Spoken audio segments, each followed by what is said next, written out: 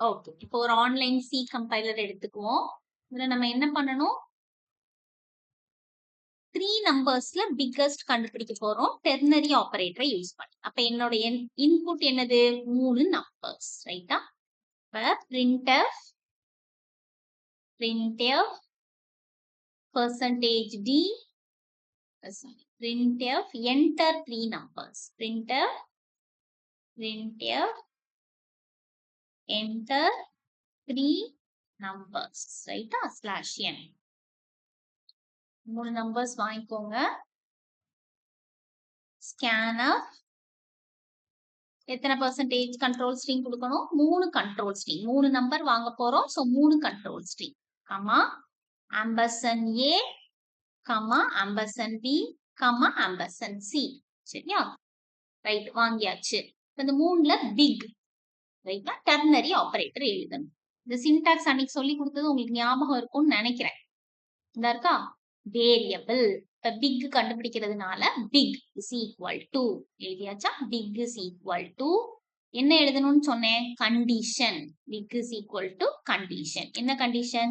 a greater than b போட்டு ஒரு question mark இருக்கா? இதுல பாருங்க, இந்த சின்டாக்ஸ்ல பாருங்க, எக்ஸ்பிரஷன்ங்கிறது கண்டிஷன். நான் a கிரேட்டர் than b ன்னு கொடுத்துருக்கேன். அதுக்கப்புறம் ஒரு கொஸ்டின் மார்க். ட்ரூனா இதை எடுக்கணும். அப்ப என்ன எழுதணும் இந்த இடத்துல? ட்ரூவா இருந்ததுன்னா ஏ தான் பெருசுன்னு அர்த்தம். அப்ப ஏன்னு எழுதுங்க. இது ட்ரூவா இருந்ததுன்னா ஏ பெருசுன்னு அர்த்தம். அப்ப ஏ எடுத்து அது பிக்ல வைக்கும். அடுத்த சின்டாக்ஸ்ல பாருங்க, ஒரு கோலன் இருக்கு. இந்த இடத்துல பாருங்க, கோலன் இருக்கு. அப்ப கோலன் வச்சுக்கோ. ஃபால்ஸ் ஆச்சுன்னா எதை தூக்கி இங்க வைக்கணும்னு பாக்கணும். ஃபால்ஸ் ஆச்சுன்னா பி எடுத்து வைக்கணும். கரெக்ட் தானே? இது ஃபால்ஸ்னா ஏ கிரேட்டர் than பி ஃபால்ஸ்னா எது பெருசுன்னு அர்த்தம்? பி பெருசுன்னு அர்த்தம். சரியா? அப்ப பியை தூக்கி வைங்க. இப்ப பிக்ல என்ன இருக்குன்னா ஏ பி ரெண்டுல எது பெருசுன்னு இருக்கு, ரைட்டா? இந்த ஏ பில ஏதாவது ஒண்ணு பெருசா இருக்கும், அது பிக்ல இருக்கு. இனி என்ன செய்யணும்? சியோட கம்பேர் பண்ணணும். அப்ப எதை கம்பேர் பண்ணணும்? இந்த பிக்க கம்பேர் பண்ணுங்க, ரைட்டா? அப்ப அடுத்த ரிசல்ட் பிக் 1. இப்ப எதை கம்பேர் பண்ண போறீங்க? பிக்ல ஏ பில எது பெருசோ அது இருக்கும். இதுல ஏ இருக்கும் அல்லது பி இருக்கும். எது பெருசோ அது இருக்கும். அத சி கூட கம்பேர். அதே மாதிரிதான் இந்த இருக்குல்ல, ஒரு வேற ஒரு ரிசல்ட் எடுத்துக்கோங்க. Big 1 condition question mark ternary ஆபரேட்டருக்கு. இதுல பிக் பெருசு அப்படின்னா பிக்க தூக்கி பிக் 1ல வச்சோங்க. முந்தினது மாதிரியே தான். இதை தூக்கி பிக்ல வச்சோம்ல, இப்ப பிக்க தூக்கி வை. எய்தர் ஏ இருக்கும் அல்லது பி இருக்கும். கோலன். இது ஃபால்ஸ்னா சி தான் பெருசு. அவ்வளவுதான். இப்ப printf ரிசல்ட் எதுல இருக்கு? ஏ பி ரெண்டுல பெரியது பிக்ல இருக்கு. பிக்கையும் சியையும் கம்பேர் பண்ணி இந்த ரெண்டுல பிக் பெருசுனா பிக் 1க்கு பிக் வரும். சி பெருசுனா சி எடுத்து பிக் 1ல வைப்போம், ரைட்டா? அப்ப பிக் 1ல 3ல எது பெருசோ அது இருக்கும். printf percentage d big 1, ரைட்டா? இப்ப இதை ரன் பண்ணி பார்த்துருவோமா? பிக் பிக் 1லாம் டிக்ளேர் பண்ணாம இருக்கு. இப்ப டிக்ளேர் பண்ணிடுவோமா? Big comma big 1. இப்ப என்ன பண்ண? பிராக்கெட் வந்து இது தேவையில்லாம ஒரு பிராக்கெட் வந்துச்சு, ரைட்டா? இங்க பாருங்க, இந்த எக்ஸ்பிரஷன்ல எக்ஸ்பிரஷன் 1 இதுக்கு தான் கண்டிஷனுக்கு மட்டும் பிராக்கெட் போட்டா போதும். 3 நம்பர்ஸ் 9 10 2. 10 வரணும். பாப்போமா? 10, ரைட்டா? இதே இத ஃபங்க்ஷன்ஸ் யூஸ் பண்ணி எழுதலாம். அப்ப என்ன எழுதணும்? வெளியில டெஃபினிஷன். இந்த ரிசல்ட் எது பெருசோ அதுதான் ரிசல்ட், அது ரிட்டர்ன் ஆகும். அதோட டேட்டா டைப். ஃபங்க்ஷனோட நேம் மேக்ஸிமம்னு வச்சுக்கோமா? பெருசுங்கிறதுனால மேக்ஸிமம், லார்ஜஸ்ட் எதுனாலும் வைக்கலாம். இதுக்கு ஆர்குமெண்ட் என்னது? இதுக்கு இன்புட் என்னது? இந்த 3 நம்பர்ஸ் தான் இன்புட். இப்ப இன்ட் ஏக்கு பதிலா a1,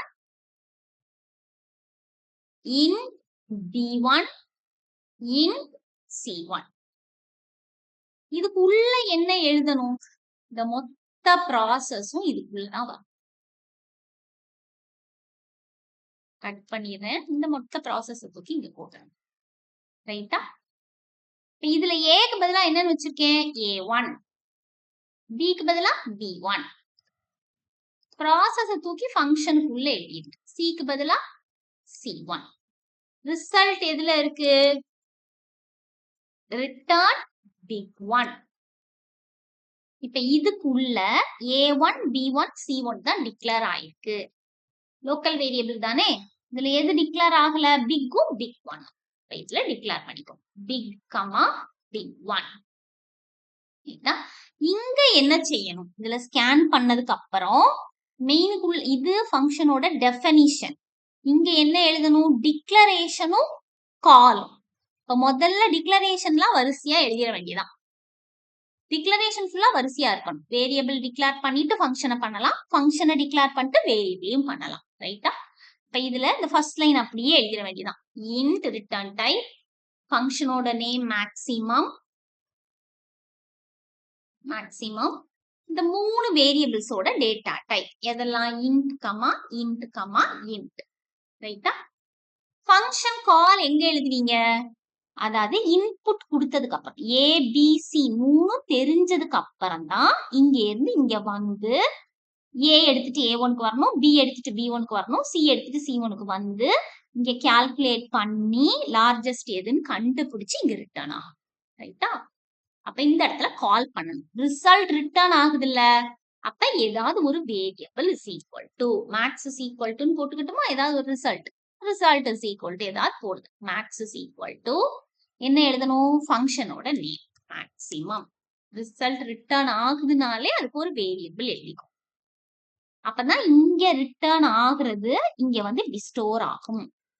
மேக்ஸிமம், ஃபங்க்ஷனோட நேம் மேக்ஸிமம், ஆக்சுவல் ஆர்குமெண்ட் எதெல்லாம்? A, B, C. அப்படிதான். ஸோ இப்ப ஈக்குவல் டு சைனுக்கு இங்க இருக்கிறது தான் முதல்ல பண்ணணும். ஃபங்க்ஷனுக்குள்ள வந்து ஏபிசியை எடுத்துட்டு வந்து எதுல ஸ்டோர் பண்ணணும்? A1, B1, C1ல ஸ்டோர் பண்ணி பிக்கஸ்ட கண்டுபிடிச்சு இங்க வந்து அதை தூக்கி மேக்ஸ்ல ஸ்டோர் பண்ணணும். இப்ப ரிசல்ட் எதுல இருக்கு? மேக்ஸ்ல. இதை டிஸ்பிளே பண்ணி இதே வேல்யூவை கொடுக்கட்டா? 9, 10, 2 என்ன வருதுன்னு பாப்போம். என்ன பண்ணிருக்கேன்? Maths undeclared. மேக்ஸை இங்க டிக்ளேர் பண்ணல. ஆக்சுவலா பிக் ஒன்லாம் இங்கதான் இருக்கு. இந்த இடத்துல தேவையில்லை. இது ஃபங்க்ஷனுக்கு உள்ள லோக்கல் வேரியபிள். இங்க தேவையில்லை. இதை எடுத்துப்போம். இங்க யூஸ் பண்ணிருக்கிறது என்னது? மேக்ஸ். மேக்ஸை இங்க டிக்ளேர் பண்ணுங்க. என்ன கொடுத்தேன்? 9, 10, 2 கொடுத்தனா? 10. That's right. ஓகே தானா?